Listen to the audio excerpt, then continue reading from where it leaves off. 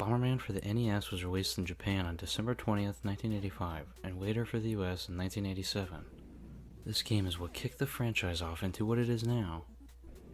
Does this game still hold up? Is it still fun? Let's get right into it. The story is that Bomberman is a robot, like many others, that are stationed in an underground facility by evil forces.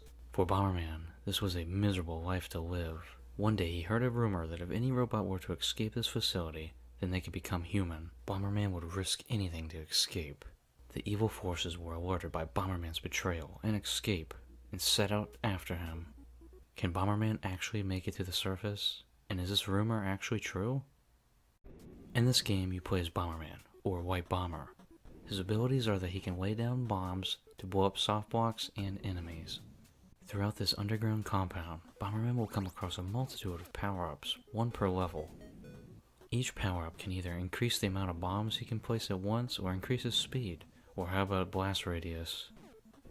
Many other power-ups in the series originated here, such as the remote control bomb, or soft block pass, as well as bomb pass, that let you walk through bombs and soft blocks, so you can avoid trapping yourself and sneak up on enemies. As the stages progress, Bomberman will become more powerful, so you'll be able to dominate enemies very quickly. Now let's talk about the enemies. The AI in this game is pretty smart, and I was surprised at first, as they like to try and trick you on which way they're going, or they will try to round a corner super fast to attack Bomberman.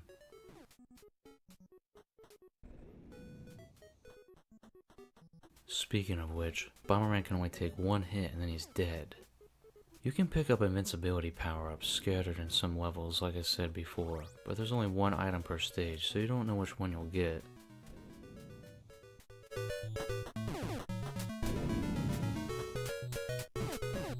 Some enemies in this game are classics, such as the Bellum or the Pontan. Once you defeat all the enemies in a stage, the exit will open. Be sure not to blow up the exit, as enemies will pour out of it, and if you're running low on time, this can be detrimental. That's not all. If you blow up any power-up on accident, more enemies will spawn too, so be careful.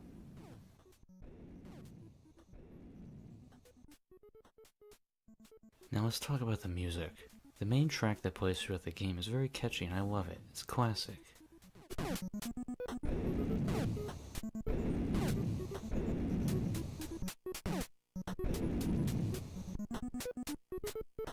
When Bomberman obtains a power-up, the music will change, signifying his increase in power, which I really like.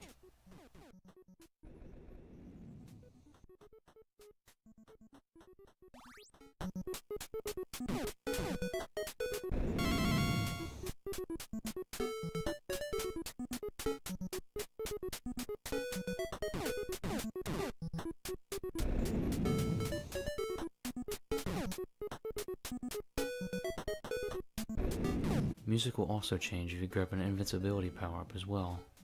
After every 5 levels, you will come across a bonus room, where you can blow up as many enemies as you can to rack up score. You're invincible here, so go crazy.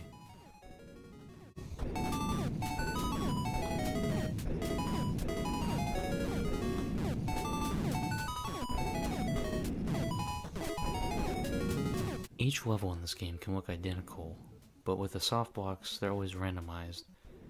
There'll always be green in the background, and it might bother some, but I'm okay with it. After a certain point, probably after round 10, the stages don't really get any harder.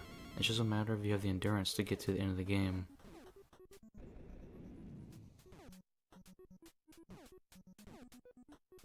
This game features 50 stages or levels, if you will. Some stages have different enemies, or one of each enemy in the game all on one stage. It can differ. Once you beat the 50th level, Bomberman will finally escape the facility and become human. Looks like the rumor was true all along.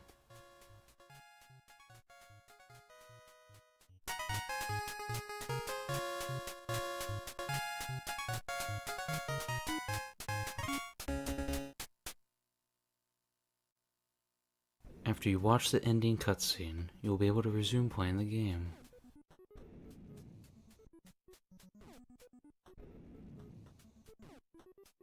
The game restarts to level 1, but keeps counting it, so it'll be stage 51 instead of just 1. You can continue playing the game if you want to, but you've already reached the end of the game, so there's not much left to do besides increase your score. I stopped at stage 52, but I could have easily kept going. I only died once, and that was near the beginning of the game because I was acting dumb. There is no battle mode, as this is the first real entry in the series, but the sequel does have it. Overall, I've really had a lot of fun playing this game. I beat it all in one sitting, with my total playtime being around 1 hour and 44 minutes. Memorable music and sound effects. This game is a classic, still to this day, and I recommend playing it. You can get it either on the NES or Game Boy Advance, which both average around $40 or so. And that's my review for Bomberman on the NES. Hope you enjoyed it.